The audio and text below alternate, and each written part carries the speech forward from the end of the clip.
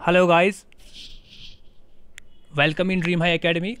तो जैसा कि आप सब जानते हैं कि ड्रीम हाई एकेडमी ने एक इनिशिएटिव लिया है कि आपके जो भी कोर्सेज हैं हम कोशिश कर लेंगे कि हर एक कंपोनेंट आपसे कवर कर पाए। और सबसे पहले हमारी प्रायोरिटी क्या होती है, जिसकी ज़्यादा डिमांड होगी हम उस चीज़ को कवर करवाते हैं, ठीक है ना। आपने देखा होगा हमारी कंप्यूटर की सीरीज़ भी चल रही है। कंप्यूटर का लेक्चर आज नहीं आया, कल आएगा कंप्यूटर का लेक्चर, ठीक है ना। 14-15 लेक्चर्स उस पर हुए हैं। तो आज हमने जीएस का पोर्शन आपका उठाया, तो उसमें से जो मोस्ट डिमांड आई, बहुत सारे स्टूडेंट्स ने डिमांड की थी ट्रांसपोर्ट एंड कम्युनिकेशन का। बिल्कुल जी हाँ, आपके जो फाइनेंस अकाउंट्स असिस्टेंट में इसको एक अलग से लाइन दी गई है, ट्रांसपोर्ट एंड कम्युनिकेशन। तो यहाँ से चांसेस बनते हैं बहुत सारे क्वेश्चंस आ सकते हैं, तो इसको हम सम अप कर लेंगे, ठीक है ना। बहुत ही इंपॉर्टेंट पॉइंट्स आप लोगों तक पहुँचाएंगे, बहुत ही अच्छा कंटेंट है, आप इन चीज़ों को याद रखना। तो चलिए अब स्टार्ट कर लेंगे ट्रांसपोर्ट एंड कम्युनिकेशन का लेक्चर। सबसे पहले अगर हम ट्रांसपोर्ट की बात कर लेंगे, ठीक है ना, ये दो हिस्सों में है। This is divided into two, ठीक है ना, टू कंपोनेंट इसमें, एक तो ट्रांसपोर्ट है, एक तो कम्युनिकेशन है। पहले हम ट्रांसपोर्ट वाले चीज़ को कवर कर लेंगे, मैक्सिमम क्वेश्चन यहाँ से आते हैं, और उसके लास्ट पे हम क्या डिस्कस कर लेंगे, कम्युनिकेशन। ओके, चलिए ट्रांसपोर्ट का अगर हम मीनिंग जान लेंगे, ठीक है। हम सबको पता है कि ट्रांसपोर्ट क्या होता है। ट्रांसपोर्ट एक सर्विस है सर, हम जानते हैं कि ट्रांसपोर्ट सर्विस है और ये सर्विस सेक्टर में आता है। ओके, तो ट्रांसपोर्ट एक सर्विस है। किस चीज़ की सर्विस है? चाहे हम पैसेंजर्स की बात कर लेंगे, चाहे हम गुड्स की बात कर लेंगे, ठीक है ना। पैसेंजर, गुड्स, इन सब चीज़ों को एक जगह से दूसरी जगह मोबिलाइज करने के लिए हमें इस्तेमाल होता है ट्रांसपोर्ट, ठीक है ना। तो ट्रांसपोर्ट कब यूज़ में आया? जब हमें एक जगह से दूसरी जगह या पैसेंजर्स को ट्रांसपोर्ट करना था या गुड्स को ट्रांसपोर्ट करना था। सो हम ये कहेंगे कि ट्रांसपोर्ट बहुत सारे मेथड से हम कर सकते हैं। ट्रांसपोर्ट पैसेंजर्स, ट्रांसपोर्ट गुड्स हम बहुत सारे मेथड से कर सकते हैं। जैसे कि आपको पता है पहले ज़माने में एनिमल्स का भी इस्तेमाल किया जाता था, ह्यूमन लेबर जो आते हैं, ठीक है ना, उनका भी यूज़ किया जाता था ट्रांसपोर्टेशन के लिए। और अब मेन काइंड जो आता है उन सब चीज़ों पे हम बात कर लेंगे, ठीक है। तो ये थोड़ा डिटेल मैंने ब्रीफ दिया है, आप इसको थोड़ा देखेंगे। यहाँ पे कोई इंपॉर्टेंट क्वेश्चन निकलने वाला नहीं है, इंपॉर्टेंट क्वेश्चंस आपके यहाँ से आने वाले हैं, ठीक है। तो एक बात याद रखेंगे आपकी, ट्रांसपोर्ट एक ऑर्गेनाइज्ड सर्विस सेक्टर है। It is an organised service sector. Okay, तो चलिए, और सबसे इम्पॉर्टेंट क्या होता है? सबसे इम्पॉर्टेंट एक तो हमें देखना है कि कौन सा ट्रांसपोर्ट हमारे लिए कन्वीनियंट है, ठीक है ना।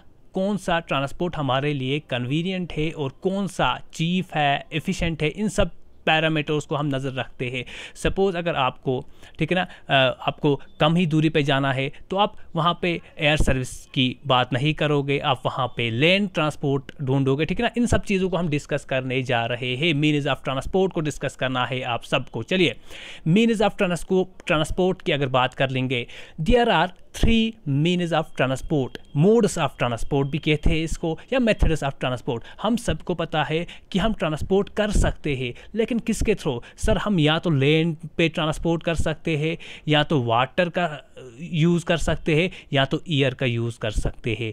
इन 3 मोड्स के थ्रू हम पैसेंजर्स और गुड्स को ट्रांसपोर्ट करते हैं। अब इनकी भी टाइप्स है। सो मीन्स ऑफ ट्रांसपोर्ट पे आपको सबसे पहले लैंड ट्रांसपोर्ट मिलेगा देखने को, ठीक है। उसके बाद वाटर ट्रांसपोर्ट देखोगे, उसके बाद एयर ट्रांसपोर्ट। इन सब को हम डिटेल में पढ़ लेंगे, और आज हम लैंड ट्रांसपोर्ट जानने की कोशिश कर लेंगे।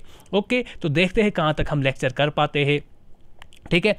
तो चलिए, लैंड की अगर बात कर लेंगे, लैंड में भी 3 टाइप से। सर हमें पता है लैंड के थ्रू हम कौन कौन से किस किस चीज़ को इस्तेमाल में लाते हैं, कौन सा मोड है जो लैंड के थ्रू हम करते हैं, ठीक है ना। यानी कि लैंड के थ्रू जब भी ट्रांसपोर्ट करते हैं तो सबसे पहले रोडवेज़ की बात आती है। किसकी बात आती है? रोडवेज़ की। इंडिया में ये डोमिनेंट सेक्टर है कौन सा? रोडवेज। ज़्यादातर हमें पता है कि बाई रोड हम ट्रांसपोर्ट करते हैं, चाहे पैसेंजर हो चाहे आपके गुड्स हो, बाई रोड ज़्यादातर यहाँ पे हम देख रहे हैं इंडिया में कि ट्रांसपोर्टेशन हो रही है। ओके, उसके बाद सर हमने रेलवेज़ भी देखा। सर हमें कभी कभार हम रेलवेज़ में भी ट्रांसपोर्ट करते हैं, और रेलवेज़ भी किस चीज़ में इस्तेमाल आता है वो सब हम डिस्कस कर लेंगे। ओके, तो उसके बाद पाइप लाइनेज। सर ये पाइप लाइनेज तो हम बिल्कुल कम सुन चुके हैं, ठीक है ना। ये यहाँ पे भी रोडवेज़ के थ्रू भी हमने ट्रांसपोर्ट किया है, रेलवेज़ के थ्रू भी हम ट्रांसपोर्ट कर रहे हैं। पाइप लाइनेज के थ्रू क्या ट्रांसपोर्ट करते हैं?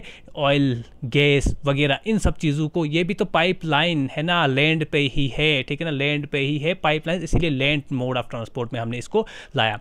उसके बाद वाटर ट्रांसपोर्ट की बात कर लेंगे। दो इंपॉर्टेंट आपको मिलेंगे, एक इनलैंड वाटर जो कंट्री का ही इनलैंड वाटर होता है, दूसरा होता है ओवरसीज, इस पे भी डिस्कस कर लेंगे। ओके, तो ईयर की बात कर लेंगे सर, ईयर में या हम नेशनल या हम इंटरनेशनल। अब इंडिया में ये इम्पॉर्टेंट क्यों है, हमें पता है कि India is a diverse country, तो यहाँ पे रोडवेज रेलवेज़ के अलावा भी हमें विद इन द नेशन अगर बात कर लेंगे तो हम एयर फ्लाइट्स भी लेते हैं, हम एयर की सर्विस भी लेते हैं, ठीक है ना, चाहे नेशनल हो और इंटरनेशनल में हमें पता है कि रोडवेज से ज़्यादा फिजिबल क्या रहेगा, हमारा एयर वे। ओके, यानी कि हमारा एयर ट्रांसपोर्ट जो है इंटरनेशनल की बात करेंगे तो हर चीज़ को हम जानने की कोशिश कर लेंगे, क्यों लैंड रोडवेज रेलवेज आए, ठीक है ना, या एयर सर्विसेज हमारे लिए आई।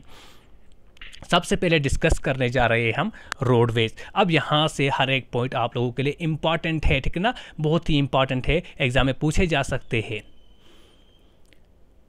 सो रोडवेज की अगर बात कर लेंगे, आप अगर इंडिया की बात कर लोगे, India has the second largest road network, ठीक है ना, सेकेंड लार्जेस्ट, और फर्स्ट नंबर में यूएसए का नेटवर्क है और सेकेंड में इंडिया का रोड नेटवर्क है। ओके, तो कितना आपको ये याद नहीं रखना कितना किलोमीटर, ये उतना नहीं पूछा जाएगा, ठीक है ना, पूछा भी गया तो वैसे इतने माइन्यूटली नहीं पूछेंगे आपसे questions. Okay, so in India roadways have president railways, ये आप सब जानते हो।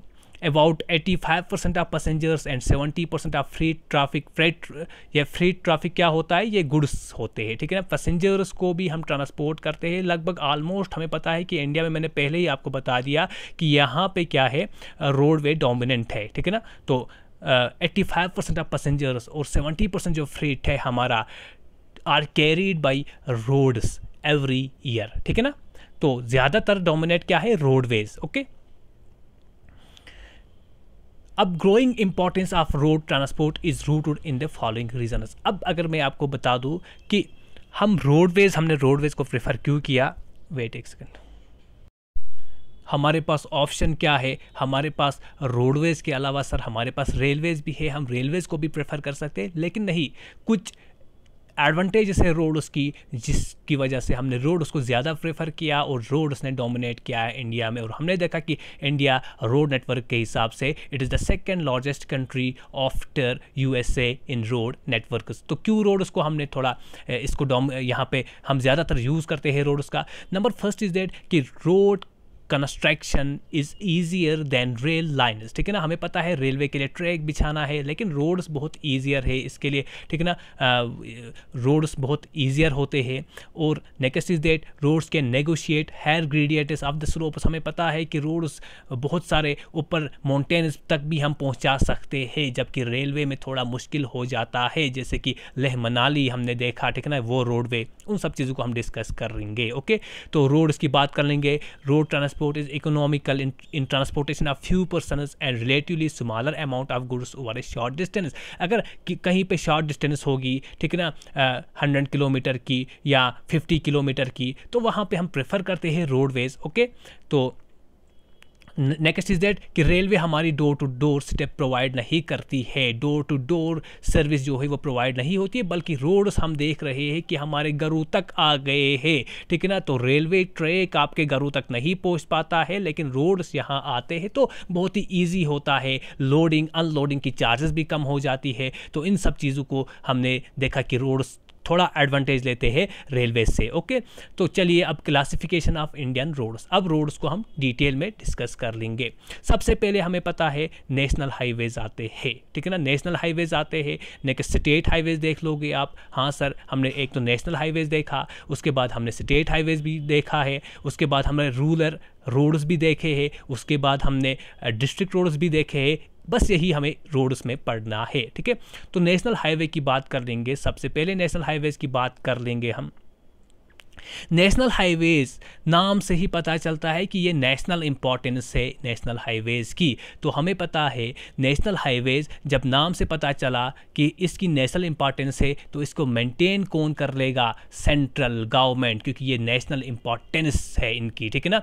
तो इसको मेंटेन कौन करता है, ये बात याद रखना। इन सब चीज़ों को आपको याद रखना है कि किस रोड को कौन एजेंसी मेंटेन करती है, ठीक है ना, उसके ऊपर कौन देख रहा है, काम कौन कर रहा है उसके ऊपर, ये सब चीज़ें आपको जहन में रखनी है। यहाँ से क्वेश्चन बन सकता है। So national highways are maintained by central government. तो सेंट्रल गवर्नमेंट अपनी एजेंसी के थ्रू ही इसके ऊपर मेंटेनेंस करती होगी। तो उस एजेंसी का नाम है national highway authority of India. इसको भी हम थोड़ा पढ़ लेंगे, नेशनल हाईवे अथॉरिटी इसके बाद, ठीक है ना। सो national highway authority of India central government की ही सर एक ऐसी एजेंसी है जो हमारे नेशनल हाईवेज को मेंटेन करती है। फिर से बोलूँगा मैं आपको, सेंट्रल गवर्नमेंट हमारे नेशनल हाईवेज को मेंटेन करती है through national highway authority of India. Okay, तो चलिए, तो अब मैंने आपको बता दिया कि ये जो रोड्स होते हैं ये नेशनल इंपॉर्टेंस के होते हैं। तो सर ये रोड्स किन चीज़ों को लिंक करते हैं? रोड्स का यही मतलब है ना कि लिंक करना, लिंक क्रिएट करना, एक जगह से दूसरी जगह को लिंक करना, आपस में जोड़ देना, प्लेस ए प्लेस बी, इन दो को आपस में लिंक करना, यहाँ पे कनेक्टिविटी बनाना। तो यही होता है रोड का एक्चुअली मीनिंग, ठीक है। तो अब नेशनल हाईवे याद रखना, इंटरस्टेट ट्रांसपोर्ट, इंटरस्टेट हुआ बिटवीन टू स्टेट्स, ठीक है ना, बिटवीन टू स्टेट्स या between two union territories. Suppose यहाँ पे UT of Jammu and Kashmir, UT of Ladakh, तो आप क्या देख लोगे? नेशनल हाईवे, क्योंकि इंटरस्टेट है तो इनके बीच में जो कनेक्टिविटी होगी तो वो नेशनल हाईवे ही करवाएगी, ठीक है ना। और next is that major cities में भी हम देख लेंगे, ठीक है ना। मेजर सिटीज़ वो हमें गोल्डन कोऑर्डिनेटर पढ़ना है बहुत अच्छे से। मेजर सिटीज़ जैसे कोलकाता है, दिल्ली है, मुंबई है, इन सब को भी आपस में कनेक्ट कौन कर लेगा? हमारा नेशनल हाईवे, ठीक है ना। नेशनल हाईवे ही इन चीज़ों को कनेक्ट करती है। तो सबसे पहले हमने देखा दो स्टेट्स को आपस में कनेक्शन अगर करना होगा तब स्टेट हाईवेज नहीं होते हैं, तब नेशनल हाईवे आएंगे सर। अगर मेजर सिटीज़ को आपस में कनेक्ट करना है कौन करेगा? सर नेशनल हाईवे ही कनेक्ट कर लेगा। ओके, तो चलिए, रेलवे जंक्शंस को भी, इंपॉर्टेंट रेलवे जंक्शंस को भी आपस में कनेक्ट करता है, बहुत सारी चीज़ें नेशनल हाईवे करता है, लेकिन मैंने आपको बता दिया, ठीक है ना। तो इसकी टोटल लेंथ जो है इतना आपको नहीं जानना है, चलो थोड़ा याद रखो आप, 1,36,440 किलोमीटर, ठीक है। तो नेक्स्ट इज दैट कि जो नेशनल हाईवे है, ये बात आप याद रखेंगे, it constitute only 2% of the total road length, यानी कि नेशनल हाईवे बिल्कुल कम लेंथ है इनकी, ठीक है ना। नेशनल हाईवेज बिल्कुल कम ही है, बिल्कुल कम कंस्ट्रक्शन है इनकी, ओनली 2%। अगर 100% रोड लेंथ है, ठीक है ना, सपोज बोल रहा हूँ, अगर 100 किलोमीटर रोड टोटल लेंगे थे, टोटल 100 से ज़्यादा है, लेकिन मैं सपोज बोल रहा हूँ, ठीक है ना। यहाँ पे हमने देखा 1,36,000 जो भी है नेशनल हाईवे का, तो 2 किलोमीटर आपके नेशनल हाईवेज होंगे। ये एग्जांपल बोला मैंने, यानी कि 2%, ठीक है। It constitutes only 2%। लेकिन इसमें एक क्वालिटी है नेशनल हाईवेज की कि it carry about 40% of road traffic. हमारा रोड ट्रैफिक जो है ऑलमोस्ट 40% यहाँ से रन कर रहा है नेशनल हाईवेज से, ठीक है। अब इंपॉर्टेंट पॉइंट्स जहाँ से क्वेश्चन आपको पूछे जा सकते हैं, मैंने हर एक हॉरिजन, आपका जो भी हॉराइजन है वो टच किया है।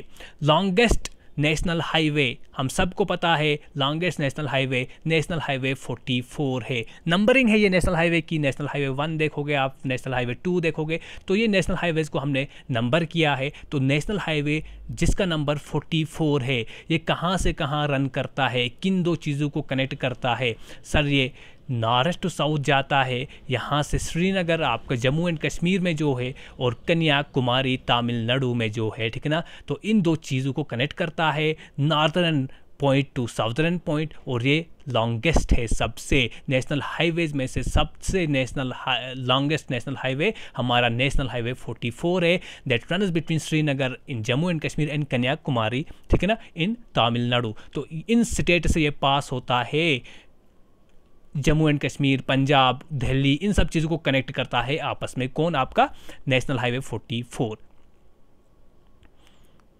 इसमें अगर और एक बात डिटेल में गए तो आप याद रखना, नेशनल हाईवे 44 दो यूनियन टेरिटरीज आते हैं इसमें, एक आपकी दिल्ली, नेक्स्ट इज दैट आपका Jammu and Kashmir. Okay, 2 union territories are included, या 2 union territories are being connected by National Highway 44। Okay, चलिए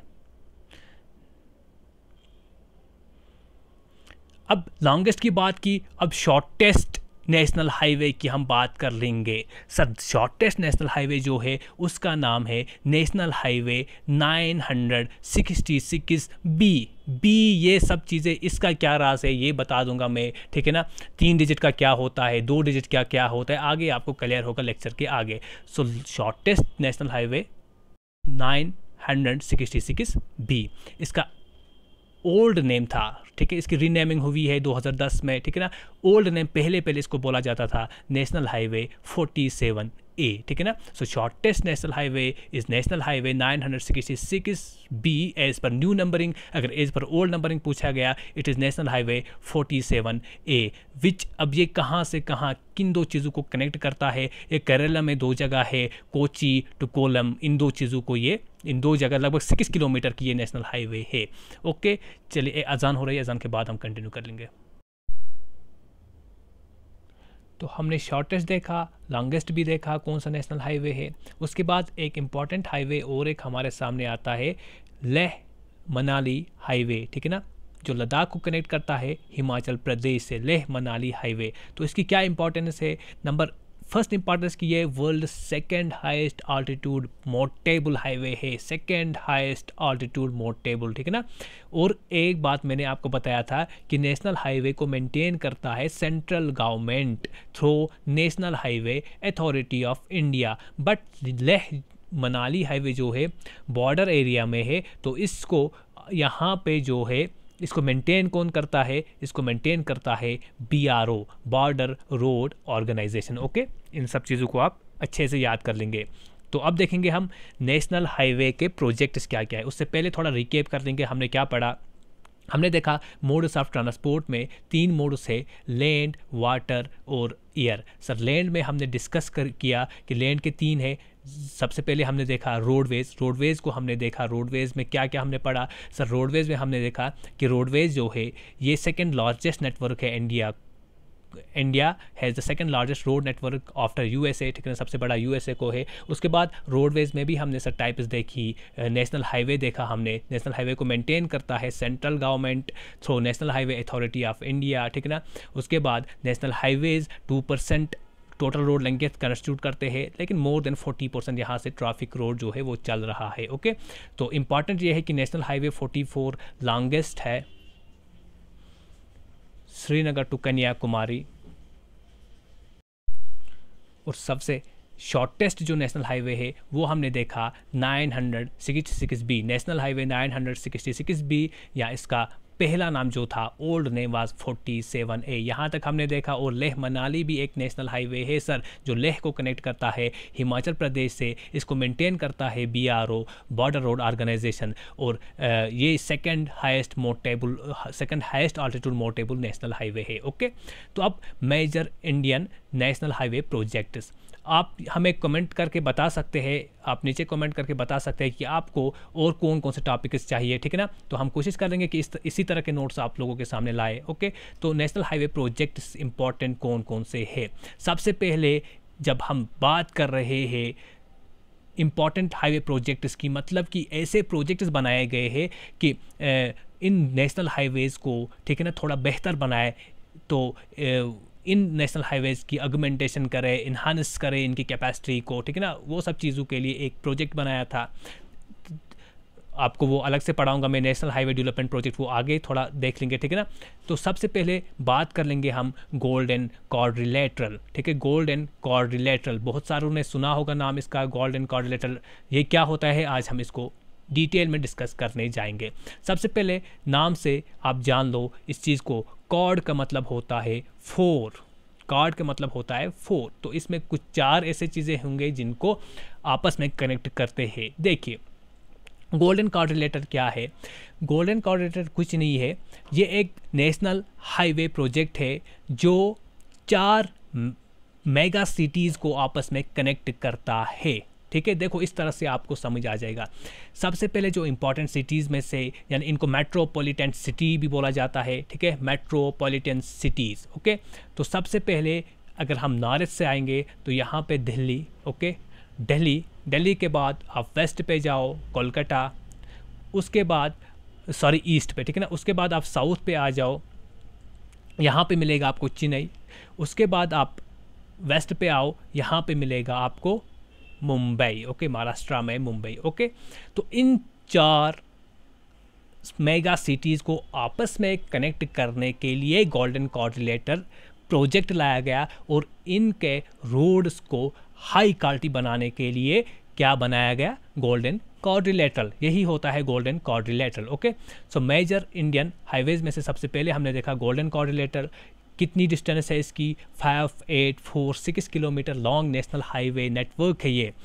4 मेजर मेट्रो सिटीज़ को ये आपस में कनेक्ट करता है। दिल्ली, नॉर्थ में मैंने बताया आपको, कोलकाता, ईस्ट में मुंबई एंड चेन्नई, इस तरह आपको ये याद रखने हैं, ओके। अब main objective of this is, यानी कि इस गोल्डन क्वाड्रिलेटरल का मेन ऑब्जेक्टिव क्या है, these super highways to reduce the distance and the time, ठीक है ना, बिटवीन 4 मेगा सिटीज़। मेन मतलब ये है कि इनके दरमियान जो टाइम है वो थोड़ा कम हो जाए, ठीक है ना, और डिस्टेंस भी कम किया जाए, इसलिए ये गोल्डन क्वाड्रिलेटरल इसको लाया गया, ओके। लेकिन याद रखना कि ये जो है ये फर्स्ट फेज़ है किसका, नेशनल हाईवे डेवलपमेंट प्रोजेक्ट का। It was the first phase of national highway development project. और इसको मैनेज कौन करता है, इसको मैनेज करता है national highway authority of India, क्योंकि नेशनल हाईवेज़ के बारे में है, इसीलिए national highway authority of India यहाँ पे इसको मैनेज करता है, इस प्रोजेक्ट को। इस प्रोजेक्ट को कब लाया गया, कब लॉन्च किया गया, 2001 में, ठीक है ना, परहैप्स वाजपेयी गवर्नमेंट में, ठीक है ना। उसके बाद इसको कंप्लीट किया गया 2012 में। Golden quadrilateral was launched in 2001 और 11 साल लगे इसको कंप्लीशन में इसके, तो 2012 में इसको कंप्लीट किया। It was the first phase, याद रखना, नेशनल हाईवे डेवलपमेंट प्रोजेक्ट का फर्स्ट फेज था गोल्डन क्वाड्रिलेटरल। तो इसमें कौन कौन सी नेशनल हाईवेज इंक्लूड होते हैं, number first is that national highway 44, हमने देखा Kanyakumari, Srinagar to Kanyakumari, north to south, ठीक है ना। नेशनल हाईवे 19, 48 एंड 16, ठीक है। Golden quadrilateral pass through 12 states, ठीक है। गोल्डन क्वाड्रिलेटरल कुल मिला के 12 स्टेट्स से पास कर रहा है, एंड 1 यूनियन टेरिटरी, ठीक है, एंड 1 यूनियन टेरिटरी, ये बात याद रखना आप, okay. Decreasing order of length अगर इनकी बात कर लेंगे तो 1 यूनियन टेरिटरी यहाँ पे सिर्फ दिल्ली ही आएगी। आप बोलोगे सर जम्मू एंड कश्मीर क्यों नहीं, श्रीनगर, जब आपने बोला नेशनल हाईवे 44 पूरा इंक्लूड नहीं होता है यहाँ, ठीक है। यहाँ पे दिल्ली से आगे भी नेशनल हाईवे 44 है जो श्रीनगर कनेक्ट होता है दिल्ली से ही, ठीक है ना। इसीलिए यहाँ पे 1 यूनियन टेरिटरी कनेक्ट होती है, 12 स्टेट्स एंड 1 यूनियन टेरिटरी। सबसे ज़्यादा अगर बात कर लेंगे, सबसे ज़्यादा कौन सी स्टेट है जिसमें गोल्डन क्वाड्रिलेटरल का सबसे ज़्यादा नेटवर्क है, दैट इज़ आंध्र प्रदेश, ठीक है ना। उसके बाद यूपी और लास्ट में दिल्ली, ओके। चलिए, उसके बाद और एक प्रोजेक्ट लाया गया, north south and east west corridor, ठीक है। ये उससे ज़्यादा, इसकी लेंथ उससे ज़्यादा है, ठीक है ना, ये उससे ज़्यादा एरिया कवर करता है, गोल्डन क्वाड्रिलेटरल से ज़्यादा करता है। और याद रखना ये largest on going highway project in India है, अभी चल रहा है, इन ऑपरेशन है। It is the largest on going highway project, ठीक है। नॉर्थ साउथ कॉरिडोर की अगर बात कर लेंगे, it aims at connecting Srinagar and Kanyakumari. तो आपका नॉर्थ साउथ ही अगर वहाँ पे एग्जाम में पूछा जाएगा, श्रीनगर टू कन्याकुमारी को कनेक्ट करने के लिए किस वाले प्रोजेक्ट के थ्रू ये कनेक्ट होता है, किस वाले प्रोजेक्ट को लाया यहाँ पे जो इसकी क्वालिटी है इंक्रीज़ करने के लिए, तो आपको लिखना है नॉर्थ साउथ, न कि आपको गोल्डन क्वाड्रिलेटरल लिखना है। वहाँ पे गोल्डन क्वाड्रिलेटरल में हमने नेशनल हाईवे 44 तो देखा सर, बट यहाँ पे नेशनल हाईवे 44 दिल्ली तक ही जाता है, उससे आगे वाला पार्ट कवर नहीं करता है वो, तो वो कौन करता है, आपका national highway north south corridor, okay. उसके बाद नॉर्थ साउथ में हमने देखा, this is Srinagar, this is Kanyakumari, east to west भी जाता है, क्योंकि इसका पूरा नाम है north south east west corridor. सबसे लार्जेस्ट ऑन गोइंग प्रोजेक्ट है नेशनल हाईवेज़ पे। तो यहाँ पे आपको मिलेगा पोरबंदर और गुजरात में जो है, और यहाँ पे सिलाचर आसाम में, इन 2 एक्सट्रीम्स को ये कनेक्ट करता है। कौन सा, आपका east west corridor, okay. So it is the second phase of national highway development project. जी हाँ सर, हमने देखा फर्स्ट हाईवे डेवलपमेंट प्रोजेक्ट का जो फर्स्ट फेज़ था वो गोल्डन कॉरिलेटरल था, north south east west corridor second phase of the development project है, नेशनल हाईवे डेवलपमेंट प्रोजेक्ट का सेकेंड फेज़ है। ओके, इसको भी मैनेज कौन करता है? इसको भी national highway authority of India he manage करती है सर। और इसमें अगर हम देखेंगे कौन कौन से हाईवेज कवर होते हैं, तो मैंने आपको बता दिया कि एक तो नॉर्थ साउथ में नेशनल हाईवे 44, नेशनल हाईवे 544, एक छोटा सा आप नीचे यहाँ पे देखोगे एक सुपर आता है, ठीक है, उसको सुपर बोला जाता है, नेशनल हाईवे 544 उसको बोला जाता है, ठीक है। और ईस्ट वेस्ट कॉरिडोर जो मैंने बोला आपको कनेक्ट करता है सिलाचर और पोर्ट बंदर को, तो यहाँ पे इसका नाम है नेशनल हाईवे 27, ठीक है। ये नेशनल हाईवेज इस पे आते हैं।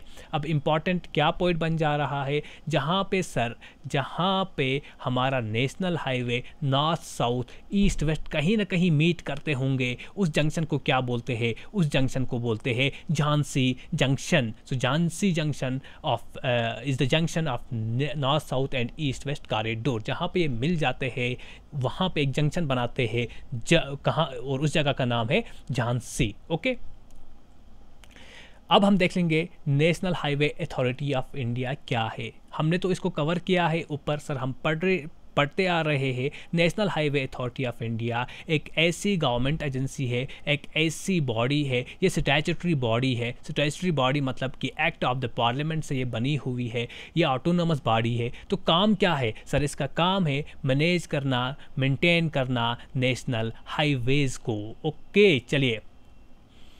सो national highway authority of India was set up through an act of the parliament. मैंने पहले ही बताया कि ये एक्ट ऑफ पार्लियामेंट से बनी है, इसीलिए स्टैट्यूटरी बॉडी है। कौन? स्टैट्यूटरी बॉडी, ठीक है, STATUTOR कुछ भी, स्टैट्यूटरी बॉडी। ओके, बाय किससे बनी है? By virtue of A statue. Okay, तो एक्ट ऑफ पार्लियामेंट से बनी है, namely the national highway authority of India act 1988। कब बनी? 1988 में, और इसको ऑपरेशनलाइज किया गया 1995 में, ठीक है ना। इसको ये कब ऑपरेशन में आई? 1995 में। बनी कब? By an act of the parliament. It was set up on 1988। Autonomous body है, ठीक है ना।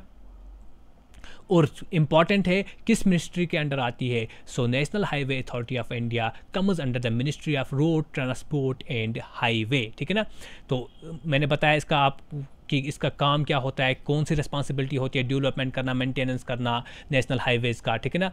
और जो नेशनल हाईवे डेवलपमेंट प्रोजेक्ट हमने देखा, उसके जो दो फेज़ थे, गोल्डन कॉरिलेटरल और आपका north south east west corridor, उसको भी कौन मैनेज कर रहा था? यही, ठीक है ना, national highway authority of India. So national highway authority of India was mandated to implement national highway development project, यानी कि नेशनल हाईवे डेवलपमेंट प्रोजेक्ट को इम्प्लीमेंट करना किसकी रिस्पॉन्सिबिलिटी थी? National highway authority of India. Okay, next is that, अब देखेंगे national highway development project क्या होता है, कब लाया गया।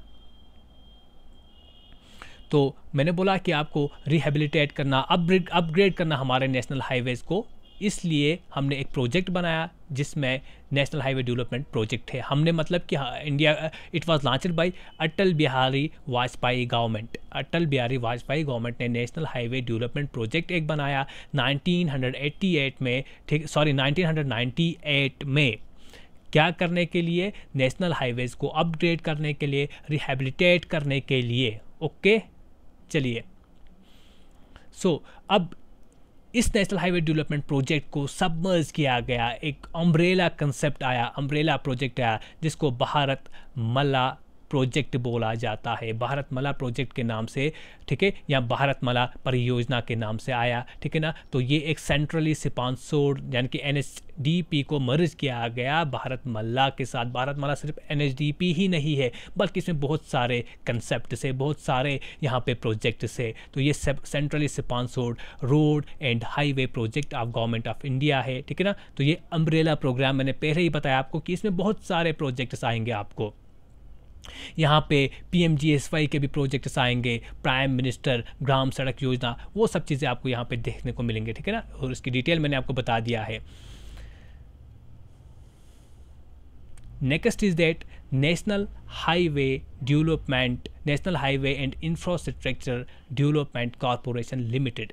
ठीक है, नाम से ही पता चलता है कि ये एक कॉरपोरेशन है, लेकिन कॉरपोरेशन गवर्नमेंट की है, गवर्नमेंट ने इसको ओन किया है, NHIDCL। ठीक है ना, इसको डेवलप किया, सेटअप किया था 2014 में। अब इसका काम क्या है?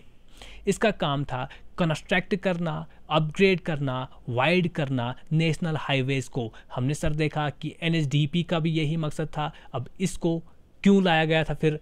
National highway infrastructure development corporation को क्यों लाया गया था 2014 में, जब हमने ऑलरेडी 1998 में नेशनल हाईवे डेवलपमेंट प्रोजेक्ट लाया? इसको इसलिए लाया था कि ये इंटरनेशनल बाउंड्रीज जो है, इंटरनेशनल बाउंड्रीज में जो नेशनल हाईवेज़ आ रहे हैं उनको वाइड करे, उनकी अपग्रेडेशन करे, उनको रिहेबिलिटेट करे। ओके, सो नेशनल हाईवे डेवलपमेंट प्रोजेक्ट को हमने देखा। ठीक है ना, और NHIDCL को क्यों लाया था? क्योंकि इंटरनेशनल बाउंड्रीज हमारे नेशनल हाईवे डेवलपमेंट प्रोजेक्ट में कवर नहीं होती थे, इसीलिए इसको लाया गया। ओके, चलिए फिर तो अब क्या याद रखोगे आप? National highway infrastructure development corporation limited international boundaries with neighbouring countries जो है, वहाँ पे जो नेशनल हाईवेज़ है उनको अपग्रेड करती है। तो मैंने आपको बता दिया कि नंबरिंग सिस्टम भी पढ़ना है हमें, थोड़ा इसके बारे में भी बताता हूँ आप लोगों को। ठीक है ना, देखिए 2010 में नंबरिंग चेंज हुई। ठीक है ना, जो ओल्ड नंबरिंग थी अब तक 2010 तक जो चल रही थी उसको थोड़ा मॉडिफाई किया गया। और किसने किया? Ministry of road transport and highway, इसने न्यू नंबरिंग पब्लिश की। अब क्या न्यू नंबरिंग कौन सी थी, किस आर्डर में लिया? तो इन्होंने क्या किया, ये एक सिस्टमैटिक नंबरिंग लाई इन्होंने, systematic numbering scheme based on orientation. एक ओरिएंटेशन कहाँ है इसका, और लोकेशन नेशनल हाईवे की क्या है, क्या नॉर्थ साउथ है, ईस्ट वेस्ट है, किस ओरिएंटेशन में है और लोकेशन क्या है, उस बेसिस में न्यू नंबरिंग लाई गई।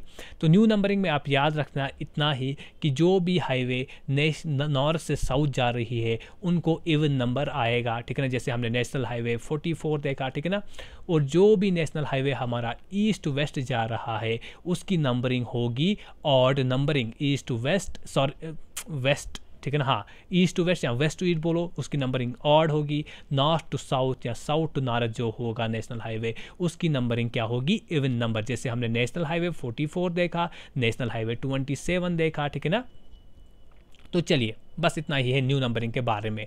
ओके,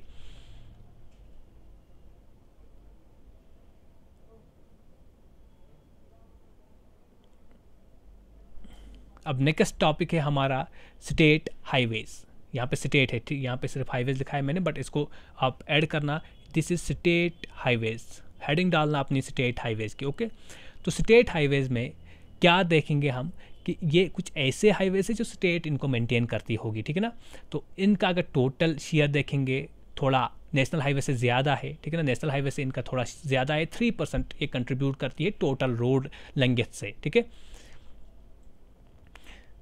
इम्पॉर्टेंट एक चीज़ यहाँ पे मुझे लगी कि सबसे ज़्यादा शेयर कहाँ पे है? सबसे ज़्यादा शेयर स्टेट हाईवेज़ में से महाराष्ट्र में बहुत सारी आपको स्टेट हाईवेज़ मिलेंगी। ठीक है ना, और सबसे कम जो शेयर है वो मिजोरम में है। Okay, so Maharashtra has the highest share, Maharashtra has highest share of total length of state highways and Mizoram has the lowest. ठीक है, स्टेट शेयर यानी कि lowest share of the total length तो आप स्टेट हाईवेज़। अब डिस्ट्रिक्ट हाईवेज़, ठीक है, उतना इंपॉर्टेंट नहीं है, इससे ज़्यादा इंपॉर्टेंट में हम पढ़ेंगे ये वाला जो कंपोनेंट है रूरल रोड्स, ये बहुत ही इंपॉर्टेंट जा रहा है। ठीक है ना, बहुत ही इंपॉर्टेंट इससे क्वेश्चन आते हैं। डिस्ट्रिक्ट रोड्स में कुछ खास नहीं सर, डिस्ट्रिक्ट रोड्स कुछ ऐसे रोड्स होते हैं जो कनेक्टिंग लिंक करते हैं। ठीक है ना, बिटवीन डिस्ट्रिक्ट हेड क्वार्टर्स। और देखो स्टेट में मैंने अब आपको भूल गया एक बात बताना, स्टेट हाईवेज़ में क्या होता है? स्टेट हाईवेज़ में लिंक होती है बिटवीन द, ठीक है, कैपिटल सिटी और डिस्ट्रिक्ट से। ठीक है ना, एक स्टेट में बहुत सारे डिस्ट्रिक्ट्स होते हैं। ठीक है, तो यहाँ पे डिस्ट्रिक्ट, यहाँ पे डिस्ट्रिक्ट, यहाँ पे कैपिटल होती है, स्टेट की कैपिटल होती है। ठीक है ना, तो capital city to the district headquarters. ये कौन करेगा कनेक्ट? हमारा state highways. Okay, so district roads की बात करेंगे हम। District roads these are connecting links between, और स्टेट याद रखना, और एक बात मैं भूल गया, स्टेट हाईवेज को मेंटेन कौन करता है? PWD, ठीक है ना, public works department of state. चलिए, डिस्ट्रिक्ट रोड्स में हमने देखा कनेक्टिंग लिंक होती है between district head quarters and other important nodes of the district, ठीक है ना। डिस्ट्रिक्ट हेड क्वार्टर्स को आपस में लिंक करती है and other important nodes of the district. इसको भी बिल्ड कौन करता है? PWDs of the state and the union territory, public works department, ठीक है ना। हमने सिर्फ देखा सेंट्रल गवर्नमेंट नेशनल हाईवेज के रिस्पॉन्सिबल है, बाकी यहाँ पे PWDs है आपके स्टेट हाईवेज में भी और आपके रूरल ये ना डिस्ट्रिक्ट रोड्स के लिए भी। Okay, next is that rural roads. Time ज़्यादा हो रहा है इसलिए थोड़ा तेज जा रहा हूँ मैं, ठीक है। रूरल रोड्स की अगर बात कर लेंगे हम, रूरल रोड्स का मैक्सिमम शेयर है रोड नेटवर्क में, ये बात आप याद रखेंगे। सबसे ज़्यादा रोड्स कौन से है? सबसे ज़्यादा रूरल रोड्स है। सबसे कम कौन से रोड्स है? सबसे कम नेशनल हाईवे रोड्स है। Okay, so rural roads vital, these are vital for providing links in the rural areas, ठीक है ना। टफ टेरेन में ये काम करते हैं। ओके, अबाउट मोर देन 70% हमने देखा स्टेट का जो शेयर है सर 3%, लगभग ऑलमोस्ट 3%। नेशनल हाईवे हमने देखा 2%, ठीक है ना।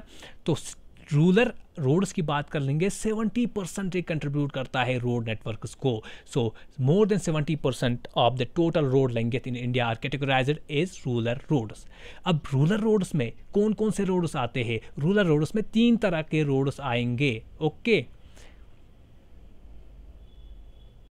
तो यहाँ पे आपको एक ही नज़र आया होगा, बट रूरल रोड्स में 3 तरह के रोड्स आपको आएंगे। कौन कौन से रोड्स? सर एक वो रोड जो पंचायती राज सिस्टम के अंदर आते हैं, जिनको पंचायत रोड्स बोलते हैं हम, ठीक है ना, panchayat roads. Number next is that वो रोड्स जो PMGSY कनेक्ट करती है। PMGSY की फुल फॉर्म है प्रधानमंत्री ग्राम सड़क योजना, ये भी रूरल रोड्स के लिए ही होती है। ओके, और next is that sir roads build by PWDs। तो 3 कैटेगरी ये आप लिखना यहाँ पे, ठीक है। क्या लिखोगे? Rural roads consists of panchayati raj roads of PMGSY and roads build by public works department, state का पब्लिक वर्क्स डिपार्टमेंट। ओके, तो अब PMGSY क्या होता है ये मैंने आपको बता दिया कि रूरल रोड्स के लिए बनाया गया है। ये भी एक प्राइम मिनिस्टर ग्राम सड़क योजना, ठीक है ना, एक योजना है सरकार की, सेंट्रल स्पॉन्सर्ड स्कीम है, ताकि हम कनेक्ट करेंगे रूरल एरियाज़ को, ठीक है। जो अनकनेक्टेड विलेजेस है उन विलेज को आपस में कनेक्ट कर लेंगे। कब आई थी इंट्रोडक्शन इसका? कब हुआ? 2000 में PMGSY इंट्रोड्यूस किया गया था, अटल बिहारी वाजपेयी गवर्नमेंट थी। ओके, तो इसका आप ये चीज़ याद रखना कि 250 पॉपुलेशन और 500 पॉपुलेशन, जिस विलेज में 250 पॉपुलेशन होगी उसको कनेक्ट करना है रोड के थ्रू, या 500 पॉपुलेशन होगी उसको कनेक्ट करना है रोड के थ्रू। 500 पॉपुलेशन प्लेन्स में, अगर माउंटेन्स है, हाई टेरेन्स है, ठीक है ना, तो यहाँ पे क्या होगा? यहाँ पे 250 ही अगर लोग हैं तो इनको कनेक्ट करना है इस मिशन के तहत। किस मिशन के तहत? PMGSY। अब PMGSY किसके अंडर आती है? PMGSY प्राइम मिनिस्टर ग्राम सड़क योजना आपके मिनिस्ट्री ऑफ रूरल डेवलपमेंट के अंडर आएगी, ministry of rural development. Okay, चलिए फिर अब हम देखेंगे बॉर्डर रोड्स। तो नाम से पता है सर ये कुछ ऐसे रोड्स होंगे, क्योंकि अगर इंडिया का मैप है, सॉरी कुछ ऐसा बना, ठीक है, जो भी अगर बाउंड्रीज से शेयर करता है, ठीक है ना, तो जो बाउंड्रीज आती है, बॉर्डर एरियाज जो भी है, उनको कौन मेंटेन कर लेगा? उसके लिए भी एक एजेंसी रखी है सेंट्रल गवर्नमेंट ने, ठीक है ना। तो बॉर्डर रोड्स कौन से है?